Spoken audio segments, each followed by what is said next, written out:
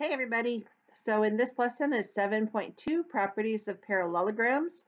Parallelograms is like almost the granddaddy of all the quadrilaterals except for trapezoids and kites. So it has a lot of properties, 5 to be particular, but besides that it also applies to rhombuses, squares, and rectangles as well. So we're going to learn them and then we're going to use them in other ways as well. So we're going to use the properties to find side lengths of the angles of a parallelogram.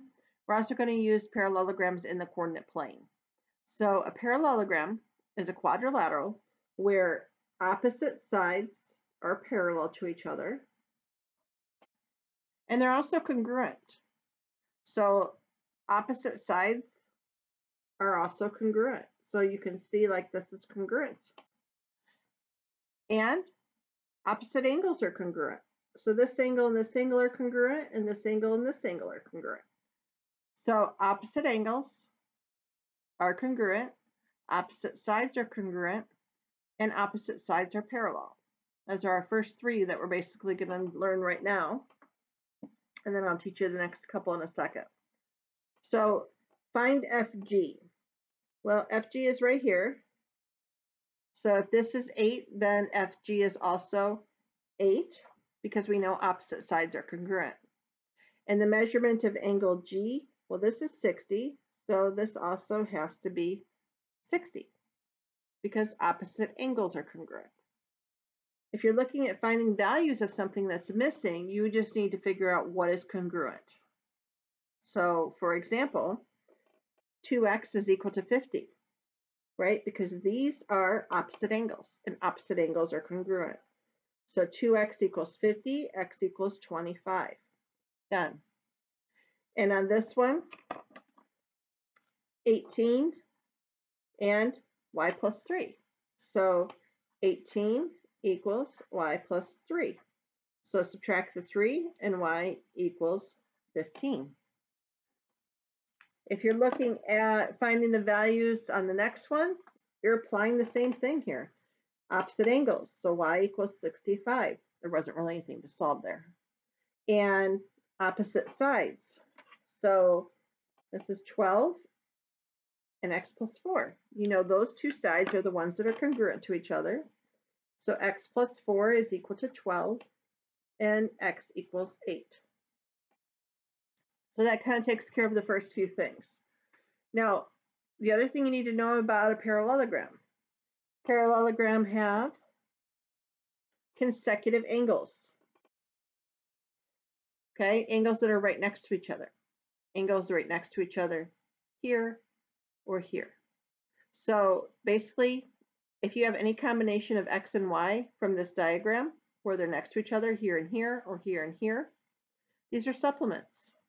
So they add up to equal 180 degrees because consecutive angles are supplementary. Other really cool thing about parallelograms, diagonals are bisected. So this becomes a midpoint, and this becomes a midpoint, and it bisects us. Know that PR is not the same as QS, but PM is equal to MR, or QM is equal to MS.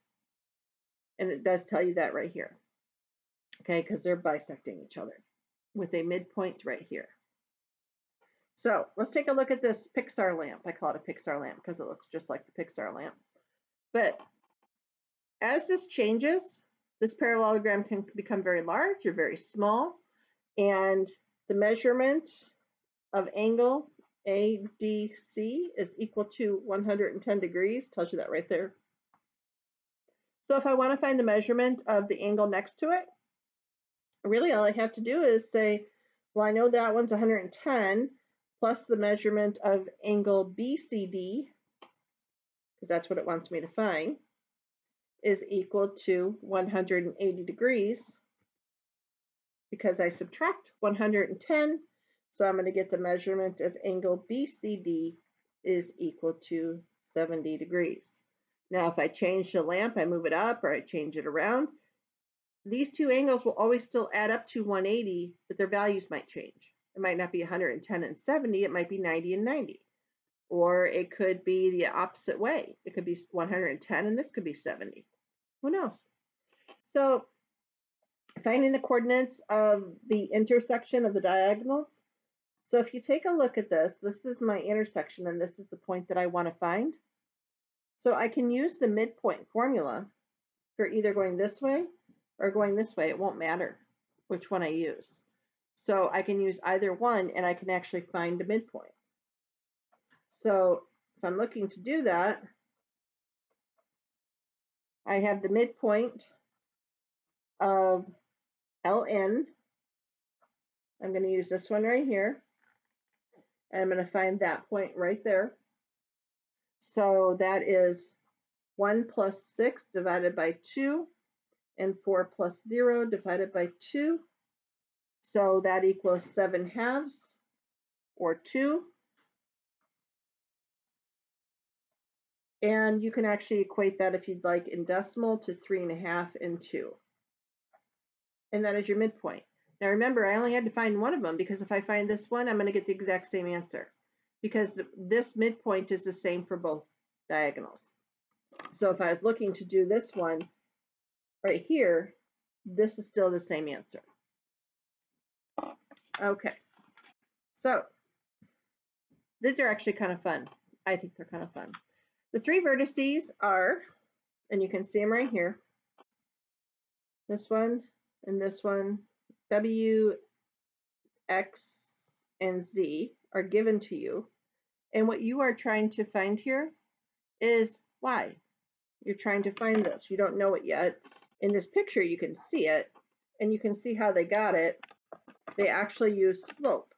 So from this point, they went up 5 and over 2. And there's your point.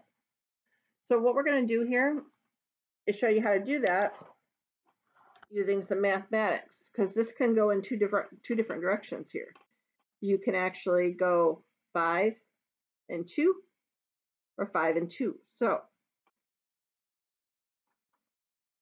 can go in two directions. And we just need to pick one. I'm going to show you how to do that. So I talked to you before, find the coordinates of the intersection of the diagonals. So I talked to you before about this, and then we'll get back to this vertice one. This should honestly be switched, but it's not. So remember, if I'm finding the midpoint, I only need 2 points. So if I use SU, the midpoint of SU, I'm going to have -2 plus 6 divided by 2 and 3 plus 3 divided by 2. So that is going to equal 4/2, 6/2, and that equates to 2, 3. So that kind of went along with the example we did on the front. And if you were going to use T and B instead, you would get the same answer. Okay, so let me go back to this one now. So this one was the one where we were actually trying to figure out the last vertice. We have a couple of vertices and we're trying to find the coordinate of the other vertice.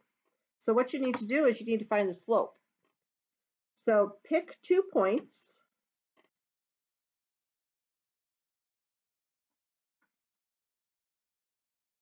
that are consecutive. Okay, so consecutive means right next to each other. So if I'm writing out the vertices of A, B, C, D, really I only need to pick 2 that are right next to each other like that. And I'm good to go. So I need to find the slope of AB. So I'm going to do 4 minus 2, 2 minus 5, and I'm going to get 2 over -3. So from C, the point that I didn't use, it's an easy way to remember this as well. But from point C, I'm going to write out C as 3, -1. And I'm going to remind you that this is the change in y over the change in x. It doesn't mean triangle here, it means change. So the change of y over the change of x. So how did I change this? Well, I subtracted 3 and I added 2.